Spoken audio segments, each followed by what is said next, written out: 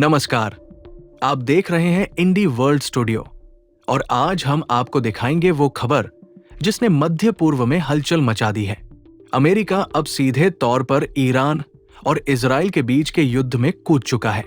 अमेरिकी B 2 bombers ने Iran के सबसे गहरे और सबसे सुरक्षित परमाणु केंद्र फोर्डो पर बंकर बस्टर बम गिराए हैं। ये बम कोई आम बम नहीं, बल्कि जमीन को चीरकर अंदर घुसने वाले विनाश के हथियार हैं। क्या इससे ईरान का न्यूक्लियर प्रोग्राम रुक जाएगा? और क्या ये वाकई तीसरे विश्व युद्ध की आहट है? चलिए शुरू करते हैं पूरी रिपोर्ट। अब अमेरिका भी ईरान और इजराइल के युद्ध में शामिल हो गया है। अमेरिका ने ईरान की 3 महत्वपूर्ण परमाणु साइट्स पर बमबारी की है, जिनमें फोर्डो नाम की जगह भी शामिल है, जिसे ईरान के परमाणु कार्यक्रम का सबसे अहम हिस्सा माना जाता है। रिपोर्ट्स के मुताबिक अमेरिका के भी 2 बॉम्बर्स ने GBU-57 बम गिराए, जिन्हें बंकर बस्टर कहा जाता है। ये बम खास तौर पर जमीन के नीचे छिपे ठिकानों या मजबूत बंकरों को नष्ट करने के लिए बनाए जाते हैं। इन बमों में देरी से फटने वाला फ्यूज होता है, ताकि बम गहराई में जाकर ही फटे। इनका वजन 4000 से लेकर 30,000 पाउंड तक होता है और ये लगभग 30 मीटर मिट्टी या 6 मीटर मोटे कंक्रीट को भेद सकते हैं। अमेरिकी राष्ट्रपति डोनाल्ड ट्रंप ने राष्ट्र को संबोधित करते हुए दावा किया कि ईरान की प्रमुख परमाणु साइट्स पूरी तरह तबाह कर दी गई है। हालांकि ईरान ने इन हमलों की पुष्टि की है, लेकिन उसने इसके प्रभाव को कम बताया है। ईरानी मीडिया का कहना है कि फोर्डो साइट को ज्यादा नुकसान नहीं पहुंचा और अमेरिकी हमले की आशंका के चलते साइट को पहले ही खाली कर दिया गया था। अमेरिका के रक्षा मंत्री पीट हेग्सेड एक प्रेस कॉन्फ्रेंस करने वाले हैं, जिससे और जानकारी सामने आ सकती है। यह कॉन्फ्रेंस भारत के समय के अनुसार शाम 5:13 होगी। इससे अमेरिकी हमले की असरकारिता पर और खुलासे होने की उम्मीद है। अब तक जो जानकारी है उसके अनुसार इस बार जो बंकर बस्टर इस्तेमाल हुए हैं, वे पहले इस्तेमाल किए गए बमों से कहीं ज्यादा शक्तिशाली है।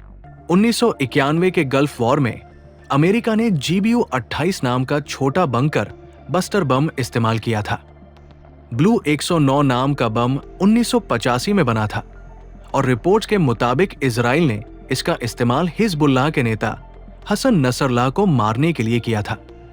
लेकिन ये पुराने बम बहुत प्रभावी नहीं थे। ईरान के परमाणु कार्यक्रम के बढ़ने और इराक युद्ध के बाद अमेरिका को और ज्यादा ताकतवर बम की जरूरत महसूस हुई। इसीलिए बना GBU-57 मॉप, यानी मैसिव ऑर्डिनेंस पेनेट्रेटर। इस बम का वजन करीब 13,000 किलोग्राम है और इसे दुनिया का सबसे ताकतवर गैर परमाणु बम माना जाता है। इसमें करीब 2,700 किलोग्राम विस्फोटक भरा होता है और ये 60 मीटर गहराई तक जमीन में जाकर फट सकता है।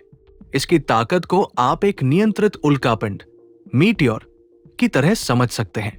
ये ऊंचाई से गिरता है, भारी होने की वजह से तेज रफ्तार पकड़ता है, जमीन और स्टील को चीरता हुआ नीचे जाता है और फिर जोरदार धमाका करता है।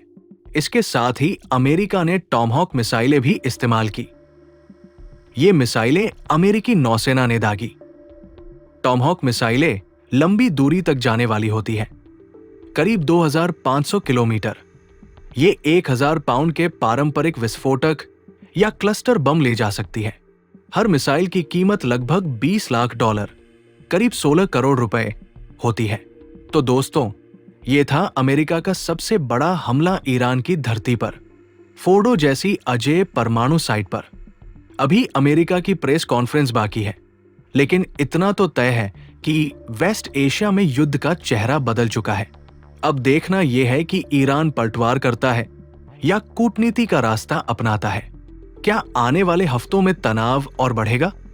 इसका जवाब हम आपको देंगे सबसे पहले यहीं इंडी वर्ल्ड स्टूडियो पर।